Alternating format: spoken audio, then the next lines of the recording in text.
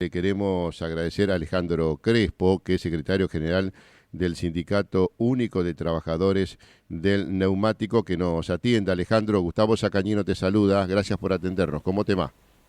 Buenos días, Gustavo. Saludos a la audiencia. ¿Cómo están? Bien, Alejandro, bueno, no sé si esta es la quinta, la sexta, décima vez que hemos hablado con vos por esta situación que creo que se reitera porque ya viene de hace muchísimo tiempo. En este caso, la fábrica Bristol suspendió a trabajadores en el conurbano. Contame cómo es esa situación. Bueno, en realidad lo grave es que generó un lockout. No, no acordó las suspensiones con el sindicato ni con los trabajadores. La generó en forma de improviso y toda una semana.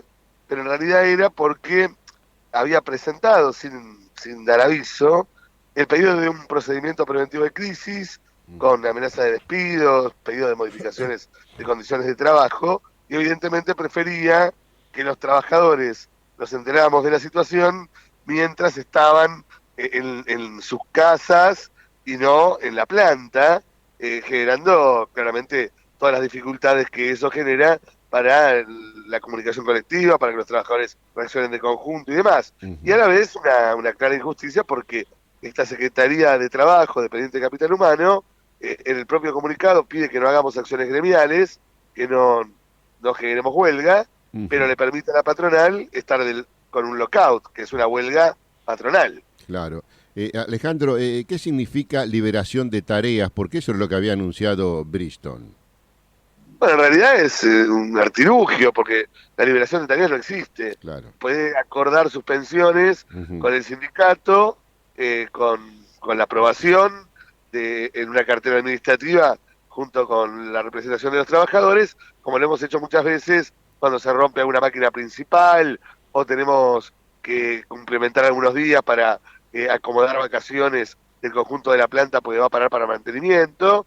Bueno, eso es una suspensión. Ujú. Ahora, la empresa tiene la obligación de dar tareas, sino cada vez que quiere hacer alguna situación contra los trabajadores, te libera de tareas y te genera una situación donde los trabajadores están en debilidad. Para ser claro, vos trabajás en una radio, si a vos te dicen estás liberado de tareas durante 6 meses, ¿qué interpretás? Sí, nada, que puedo hacer lo que quiero, pero no me dejan hacerlo. Claro, claro, que están amenazados de un despido. Claro. Pues si vos te dejan 6 meses en tu casa por decisión de la propia empresa, es que algo está sucediendo. ¿Se Ujú. comprende? Sí. Cuando para toda una planta y toda una semana y ahora le llegan cartas, documentos a los compañeros que la suspensión es por tiempo indefinido, claramente está tratando de generar acciones que son totalmente ilegales, que no pueden ser permitidas por una cartera laboral que tiene que arbitrar y sobre todo cuidar el eslabón más débil que son los trabajadores. Ujú. Alejandro, tengo entendido que ustedes se presentaron ante el Ministerio de Trabajo de la provincia, que declaró ilícita la figura invocada y luego abrió un procedimiento preventivo de crisis. ¿Eso qué significa? ¿Cómo se dio toda esa situación? Nosotros nos presentamos en el Ministerio de Trabajo de la provincia de Buenos Aires a denunciar la situación que se está viviendo, como denunciamos todas las condiciones de trabajo, porque es el lugar que tiene poder de policía sobre la fábrica Ujú. para velar por las condiciones laborales. O sea, Ujú. ahí es donde nosotros vamos y generamos que una máquina está mal, que hay un problema con un compañero, etcétera. Ahora, la empresa, el procedimiento preventivo de crisis, que es para habilitar el hecho de que se encuentre en una dificultad económica y por lo tanto se empieza una discusión con el sindicato para discutirlo, pero por supuesto con todos temas en contra de los trabajadores, lo presentó en la cartera de la Secretaría de Trabajo de Nación, o sea, la de Capital Humano, no en la provincia de Buenos Aires.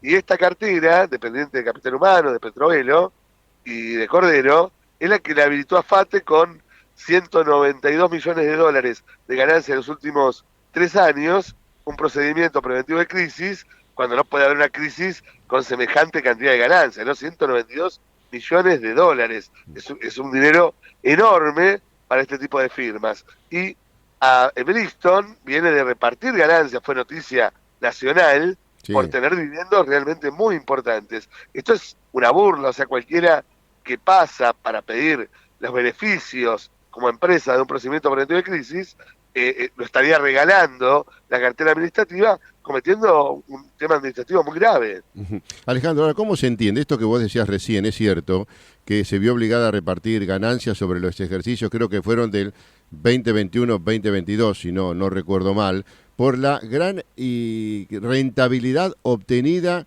Es fabricante, importadora de neumáticos y dicen que es la más grande del mundo. Bueno, ¿se redujo mucho la ganancia para llegar a esta situación? ¿Cómo se puede explicar eso? No, es que claramente una estafa. Una empresa con semejante espalda no puede estar pidiendo un proceso preventivo de crisis. Esto es una herramienta que no para nada es para este tipo de circunstancias. Lo que pasa es que la empresa entiende que va a tener habilitado todo tipo de cosas porque el carácter de la Secretaría de Trabajo se lo va a permitir. Nosotros como sindicato estamos denunciando el hecho porque si no hay reglas de juego, entendemos que esto termina siempre acumulando una cantidad de enojo entre todos los trabajadores, una cantidad de injusticia tan grande que detona en situaciones mucho más graves. O sea, las reglas no se colocaron nada más que por un tema de ser correctos, sino también porque si no las soluciones terminan siendo mucho más graves. Adentro de la fábrica FATE en este momento, la Sí. empresa con un procedimiento de crisis en movimiento, donde quedan una semana más de este proceso y después puede generar y amenazan con generar despidos, 180 despidos, le comunica a los trabajadores uno por uno cuáles serían los despidos, Claro. generando una crisis dentro del planta. Hemos tenido compañeros hospitalizados, Sí, compañeros en terapia sí, intensiva por haberse descompuesto y tener picos de problemas muy grandes, de diabetes y demás, todos síntomas típicos de nervios, de sí. estrés, y se está generando una situación extremadamente peligrosa para el comportamiento de trabajadores que están obviamente muy disgustados y un árbitro que es la Secretaría de Trabajo que parece totalmente, digamos, ciega a la hora de tomar decisiones. Sí, cuando no hay empatía, cuando el ser humano pasa a ser un número, me parece que más allá de la cuestión laboral también eso afecta a la persona porque no es considerada como tal y creo que es lo peor que te puede pasar porque después, bueno, podés establecer una situación económica, pero si vos sabés que en el medio de esa situación económica está afectada una persona, me parece que la empatía lleva a tener un diálogo, a tratar de salir de esa situación, si es que realmente la situación es así o no hay algún artilugio, como vos decías, para evadir un montón de cuestiones, ¿no?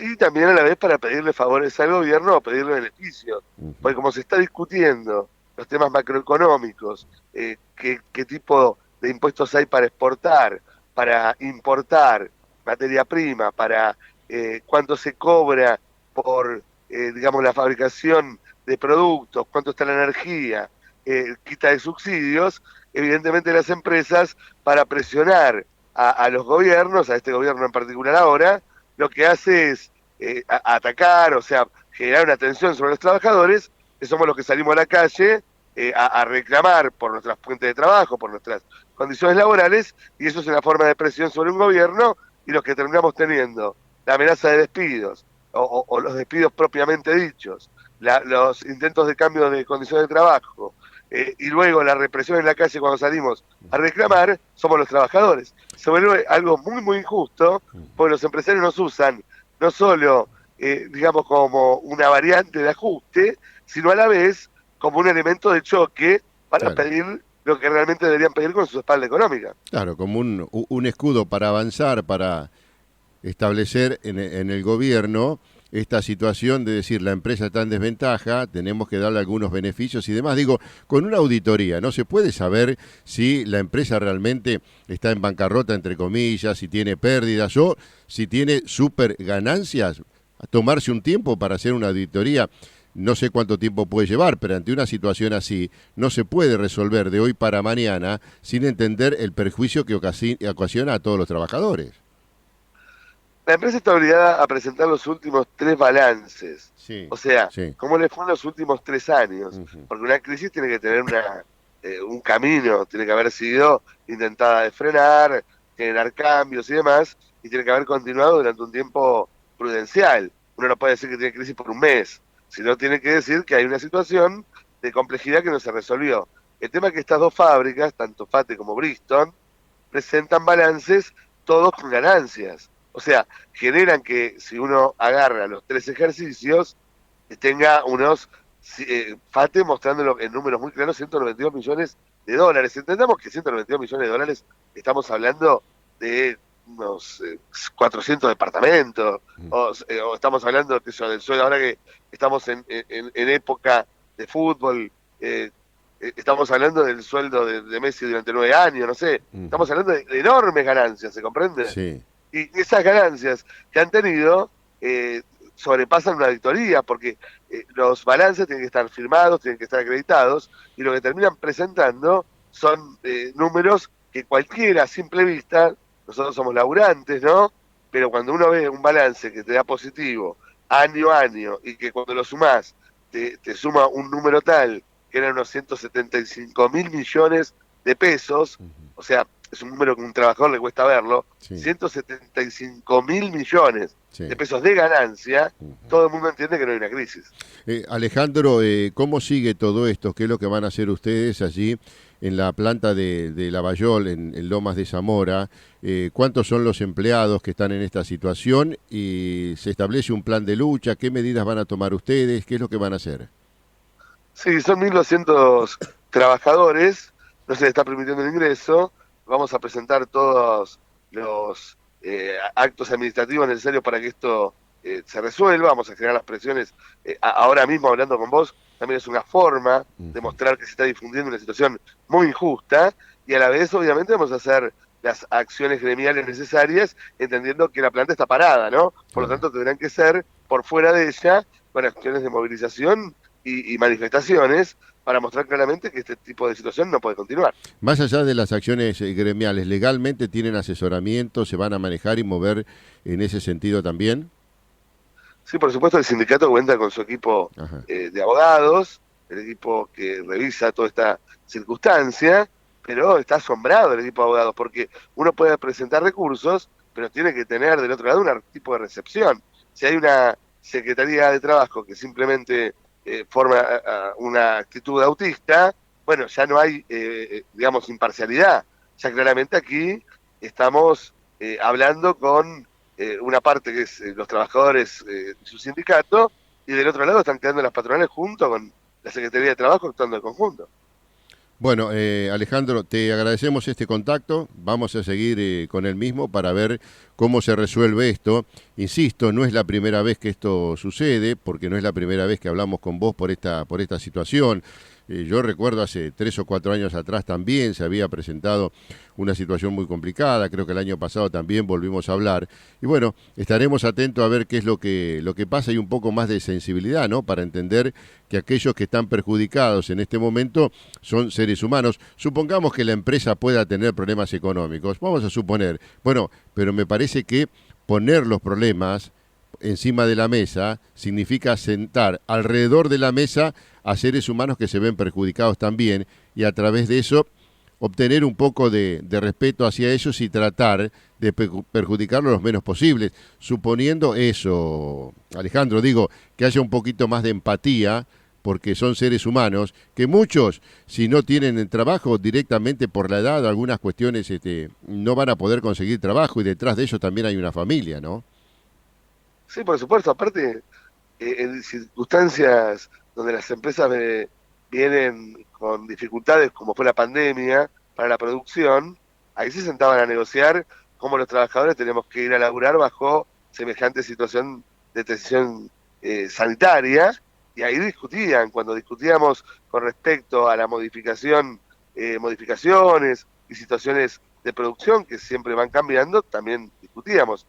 Ahora simplemente están queriendo actuar en forma totalmente unilateral y sin querer hablar con los trabajadores, sino imponer despidos y modificaciones que en un gremio donde se hace tanto esfuerzo, donde las tareas son complejas, donde los accidentes terminan con amputaciones de miembros completos o incluso con muertes, no se puede jugar con esas condiciones de trabajo y tampoco con la atención de los trabajadores.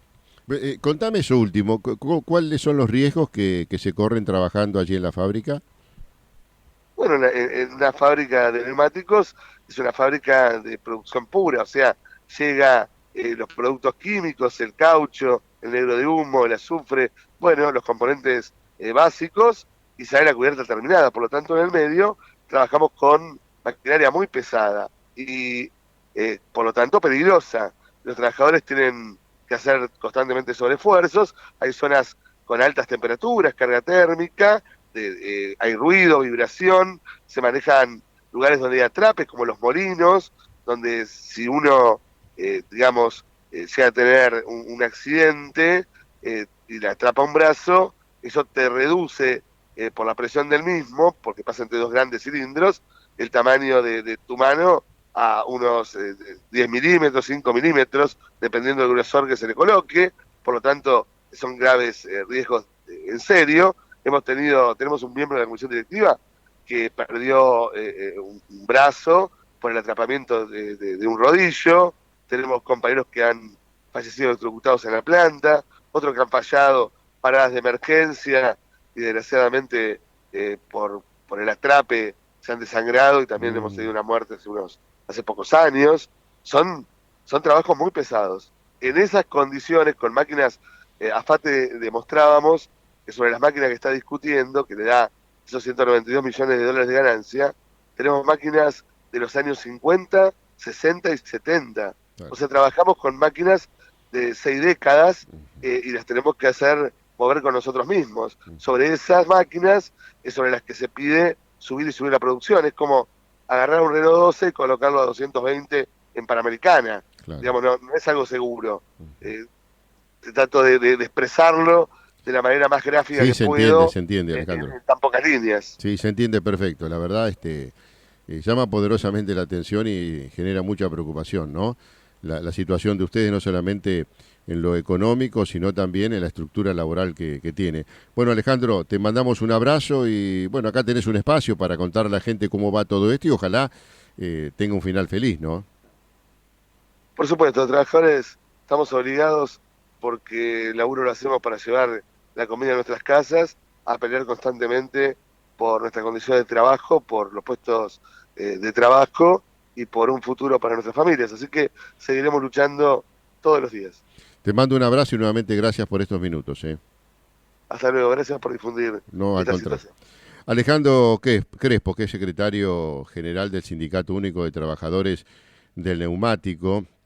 Esto que sucede allí en Lavallol, en el partido de Lomas de Zamora, visto que suspendió a trabajadores en el conurbano, 1.200 trabajadores, y a partir de esta situación que se ha generado, en la cual la empresa ha establecido, como dice, un procedimiento preventivo de crisis, previamente una liberación de tareas, y a partir de ahí, bueno, lo que puede llegar a ocurrir, que es avanzar con suspensiones